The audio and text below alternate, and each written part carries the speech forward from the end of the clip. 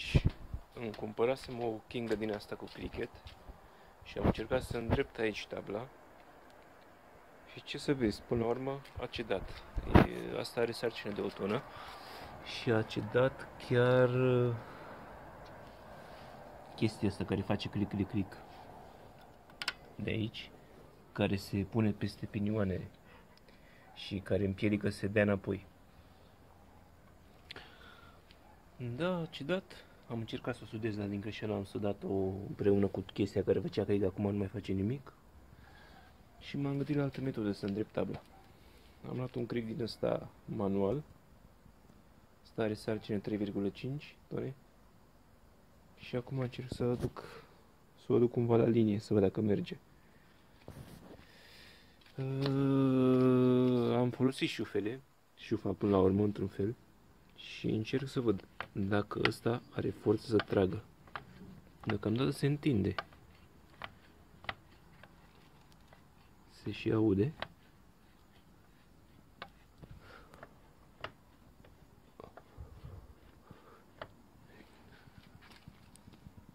Aici nu știu, nu prea se vede nimic, dar asta e întinsă.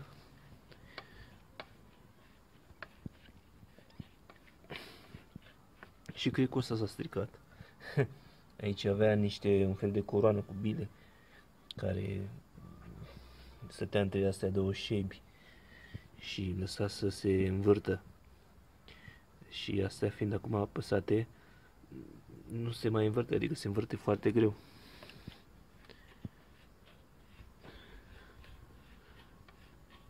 Deocamdată trage.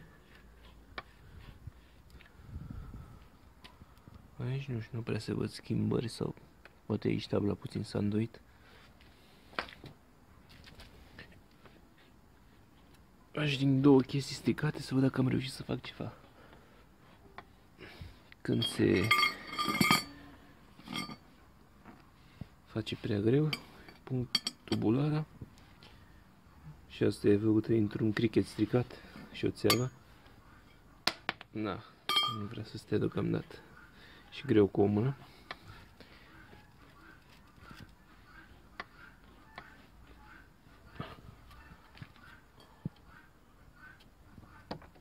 Destul de întins, o să pun asta puțin jos, mai dau eu la el, să văd dacă merge. Și am dat din nou, nu-mi dau seama chiar dacă s-a îndreptat ceva, dar am încetat pentru că scăpase Kinga, cum fac diferit. Am luat Kinga și am dat-o de mai multe ori prin cârlig pe aici. Și acum am întins și mai mult cricul ca să am mai mult spațiu de manevră, adică ca să pot să-l întind și mai mult înapoi. Și vedem, l-am și lubrifiat puțin. Îl țin la curent. Update, se pare că merge. Tabla pare să revină la linie încet. Kinga pare să țină. Pe asta am dat-o de mai multe ori, dar asta tot iese una singură, sper să înceteze. Dacă ține la o tonă, nu știu, să vedem. Mai revine. Era să scot din pământ stâlpul ăsta de vie. A troznit odată. Se și vede că s-a grăbat puțin pământul pe lângă el. Așa că trebuie să găsesc un stâlp mai bun, mai rezistent. Aplicăm încă o metodă. O să folosim metoda mașină plus Kinga plus stâlp vie. Eu deja am îndreptat puțin. Tabla asta era până aici, era până în furtunul ăsta. Și acum a ajuns până aici. Și eu vreau să mai trag.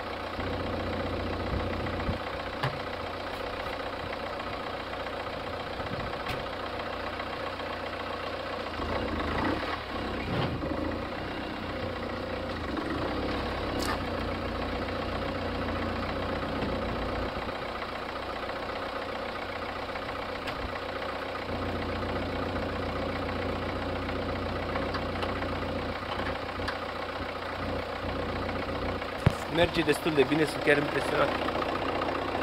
Se vede că este mai bine. Și sper că o să meargă până la capăt. Așa arată mașina după atâtea încercări. Se așează binișor. Uite în spațiul de la capotă. Partea asta unde a fost accidentată. Partea asta nu este chiar la fel, de este apropiat.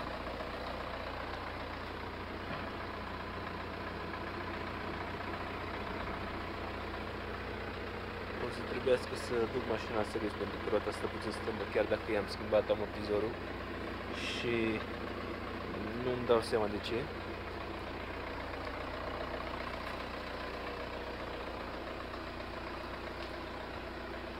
Și după ce termin cu ea, mă apuc de asta.